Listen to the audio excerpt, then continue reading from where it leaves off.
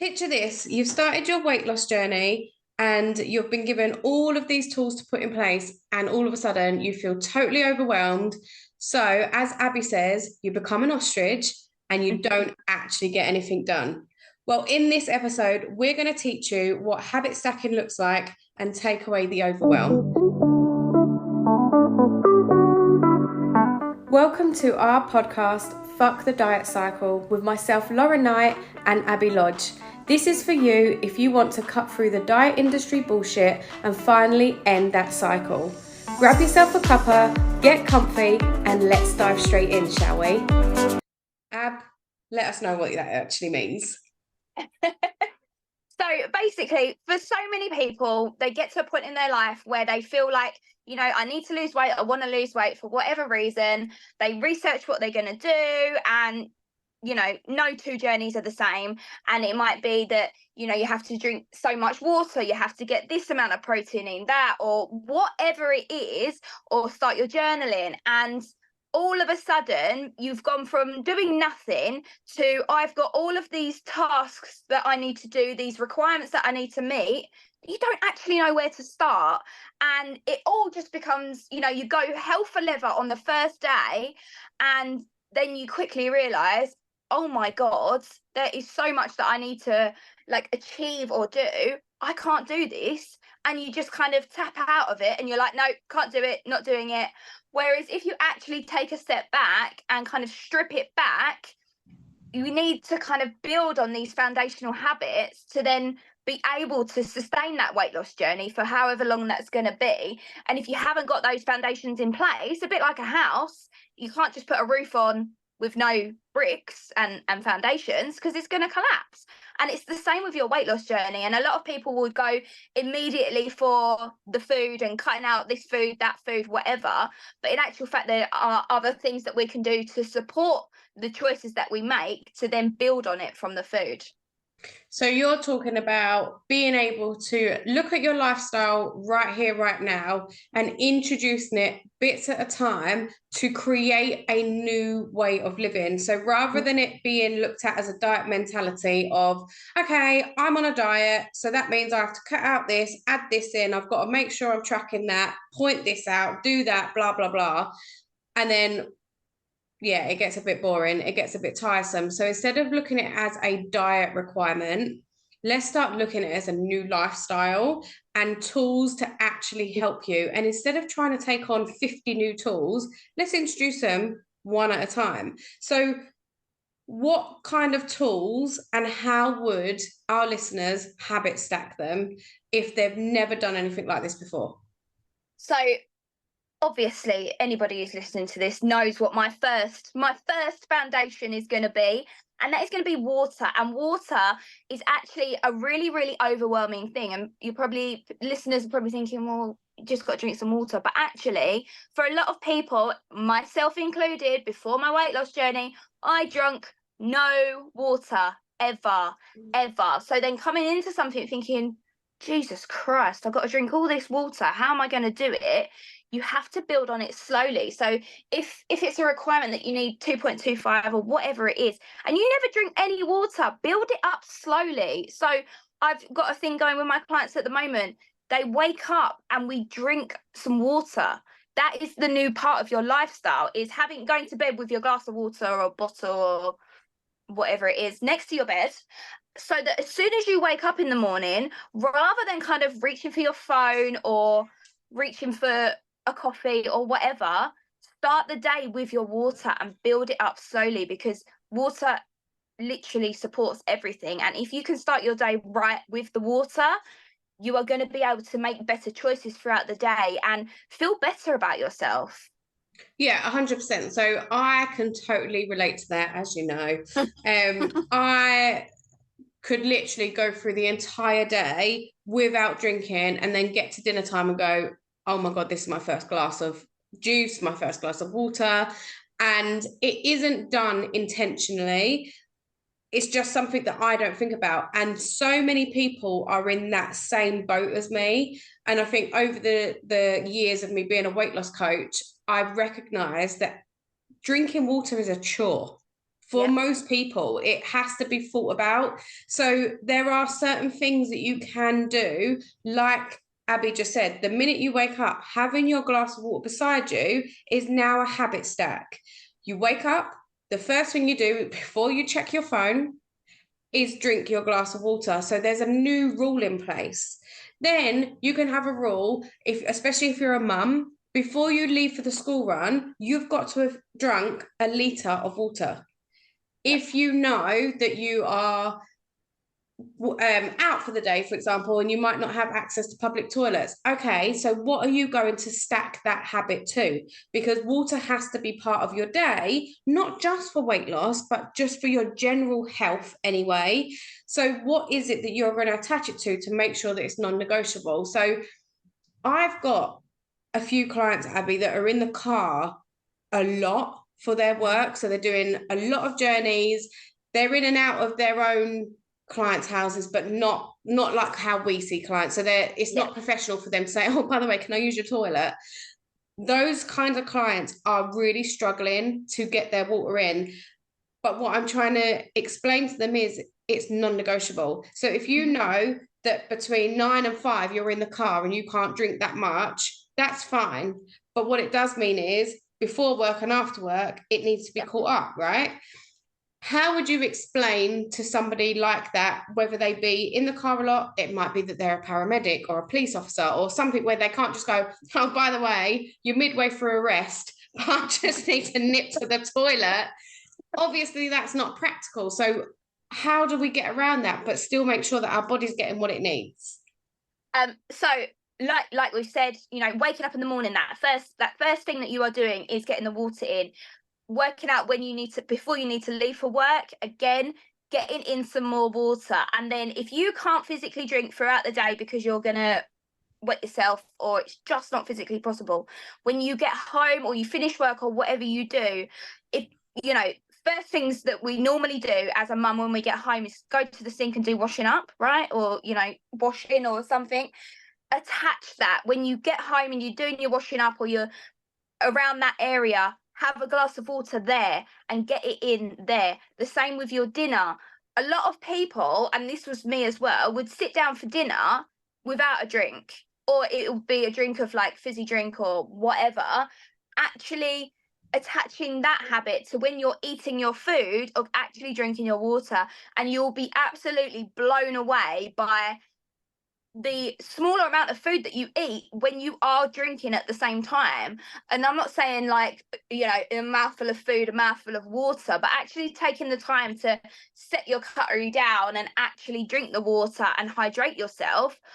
Again, you're sitting there eating your food. That's another habit that you can attach to it so that you are able to get that water in if you are physically unable to. Like you say, if you're a paramedic or whatever, you can't be doing that. And I do get that. And the same, evening routine. It might be that you are like Lauren and you like to have a bath a lot. Taking, if you take your book to the bathroom to read your book, take your water with you. Drink your water while you're having a bath. Again, you're already in the bath, rather than sitting there thinking, oh, I really need to drink this water when I get out. Drink it while you're in there, passing the time, but still doing two things together. Yeah, and that's the key to success here. That's what we're saying. So the things that you're already doing in your day-to-day life, write them down. So for example, okay, you get up in the morning, right? So when you get up in the morning, as you're stretching, you can drink your water. In the evening, it might be, okay, I'm having that nice long bath. I read my book or I listen to Lauren and Abby's podcast. Of course you are. I'm going to drink my water at the same time. And it's not just the water. Other habits that need to be introduced whilst you're on your weight loss journey to make it easier. Other things include journaling. Now, if you can sit there on your phone, doom scrolling on TikTok or Instagram, unless it's reading mine or Abby's Instagram stuff or our emails that we've sent out, then you shouldn't be doom scrolling, right? Because actually you could be sitting there and journaling for 10 minutes. And whilst you can sit there and tell me that you don't have time, you do. It's about priority and going, right, okay, once the kids go to bed at 8 o'clock, I've got half an hour where I would sit down and watch Netflix.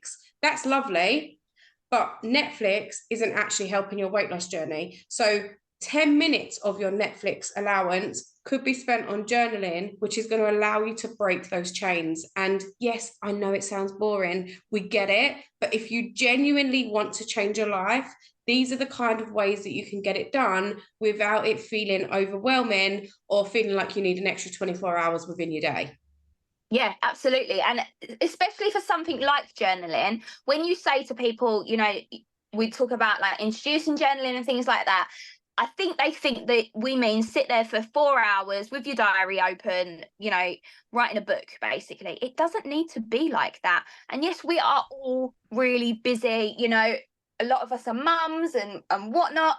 And you might look at your day and think, I physically don't have the time. But like Lauren said, if you're sitting there watching the TV from this time till this time, cut a little bit out. And just 10 minutes is all that you need to get that journaling in so that it's done. The same as if you go to bed at night and you like to read a book or doom scroll. Let's face it, we all doom scroll it like before we go to sleep.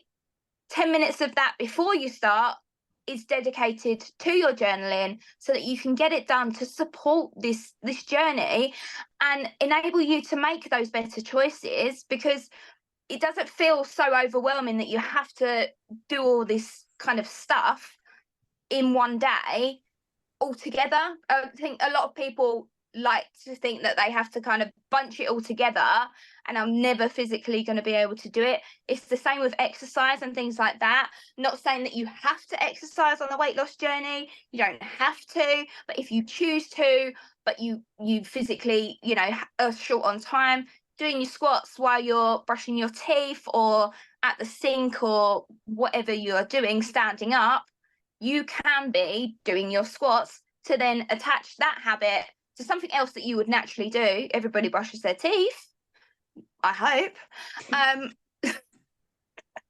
So that again, you're getting that bit of exercise in. Or again, you spend 2 hours of an evening watching Netflix. Can you be doing your squats standing, you know, not sitting on the sofa? Can you be standing up or whatever? But the same, if we stick to the exercise routine, many people have got dogs. Yeah. And the dog goes out for a walk every day. So whilst you're out on your dog walk, you could be listening to a podcast. That's also a habit stack. So listening to this podcast to develop your weight loss journey and get those tools in place, that is habit stacking. You can also, whilst you're out on your dog walk, if you don't want to physically write down a journal, you could voice note a journal. So as you're walking your dog, you could be speaking into your phone and creating an audio diary that you can go back on. And the reason why things like this is so important, it allows you to get out of your own head. It allows you to speak about it. And then as you're doing it, things will crop up that you'll then need to reach out to me and Abby to develop, where we can say, actually, you need to do X, Y, Z, or nope, you're doing amazing. That's just your inner voice cropping up. Let's keep on going. If you don't do that, you are not developing. There is more to your weight loss journey and your maintenance journey than cutting out calories or eating a meal replacement. It's all about changing your mindset and relationship towards food. So what we really want you to do is sit down, work out where you can put a new habit against one that you're already doing, and work out what things that you are going to introduce across your weight loss journey. And remember, it doesn't all have to be done within 24 hours. So what other things can they be looking at putting in place alongside their day-to-day habits that's going to help them? So the next thing that's come to my mind is meal prep. Yes. So a lot of my clients that have come to me in the past, like, oh, you're so good, Lauren, you cook from scratch. I don't know how you find the time. I personally like to cook, so it takes a chore out for me. I also have children that eat what we eat, so I don't have to cook 15,000 different dinners, right? But even if I did, how I would get around that and how I still do that 7 years down the line, when I write my shopping list, in order for me to get to that point, I work out what meals we're going to have for the week. I then do my shopping list. I go and get my shopping, and when I bring it back, anything that I can prep in advance is done. So obviously I make sure that I do that on a day where I've got a little bit of extra time. So I will prep all of my salad, vegetables, fruit. If I can marinate meat, I'll do all of that in advance so that it's done. And then when it comes to cooking the dinners during the week or at the weekend, it's a lot quicker and it's a lot easier. Now, my kids do hobbies every single night, and we are like passing ships. So I need to make sure that I'm ahead of that, and that I don't then turn around and go, actually, do you know what? It's going to be easier to do a takeaway. Yeah. So by stacking all of that together, I've now got myself into a routine where it just works. It just happens. But it didn't do that before because I just didn't know how to deal with my time. And then I'd say, oh, do you know what? Chip shop, McDonald's on the way back, whatever it would be, because that's an easy life, right? But it doesn't have to be that way if you start getting into that routine. What else can they do? Literally looking at your life, your everyday life, or where you spend your time the most as well, to then attach something to it. So we've spoken about the water. The meal prep is fantastic. A lot of people, like you say, haven't got the time, but actually prepping and making sure that you getting your shopping and not going shopping and on a empty stomach as well would be yes, a very, very good one. What I say to a lot of clients as well is, if you are so obviously we have this podcast, but there are thousands of podcasts out there, thousands of personal development, all of this type of thing. People are like, oh, I haven't got time to, do any personal development or listen to anything or catch up with anything. If you're driving for 9 hours a day, Lauren's just putting her fingers up. That was a good one. And you are, you can't possibly drink your water because you can't use the toilet, whatever, we've been there. But you can, instead of listening to Justin Bieber for 9 hours or whatever you tend to listen to, stick on a podcast, stick on something that is going to benefit you and help you to change that mindset and relationship towards food. And you'll probably find that if you're not listening to Justin Bieber for 9 hours, your life becomes a little bit better anyway, because, let's face it, I'm going to have all the you're going to have all the Bieber coming at you now. But little things like that, you're driving, put a podcast on. What else can we do? If you're reading a book, for example, change it just for 1 month to Dr. Beck's Diet Solutions. I cannot recommend that book highly enough. And it's broken down into beautiful bite-sized pieces that you can work through. And again, it's about changing your mindset and relationship towards food. And also, not just your weight loss journey when you're looking at habit stacking. If you are short of time and that impacts your weight loss journey, stack other things together, because we can all sit there going, oh, I haven't got time. But actually, if you was a little bit more clever with time, then you would release more time to focus on yourself and know that actually it's not selfish to spend time on yourself. I think as mums especially, we always put everybody else first. The kids have got to have this, husbands have got to have that. And then all of a sudden, we're left last whilst we're pottering around the house, tidying it all up after the carnage of the day, that we don't give ourselves that time. And it's really important that we do. So habit stack, basically, guys. Habit stack. There are many pockets within your day that you can attach a new habit or a habit that you should be doing in order to get success on your weight loss journey. And just to finish up, my last quote will be, it doesn't matter if your meal plan, diet plan, whatever you're doing to lose weight is totally foolproof. If you've got somebody cooking for you, doing whatever, feeding you, unless you are willing to change that mindset relationship. Oh, I can't even speak. Get my Got excited. Yeah. Unless you are willing to change your mindset and relationship towards food, which begins in the foundations of habits, it's never going to work.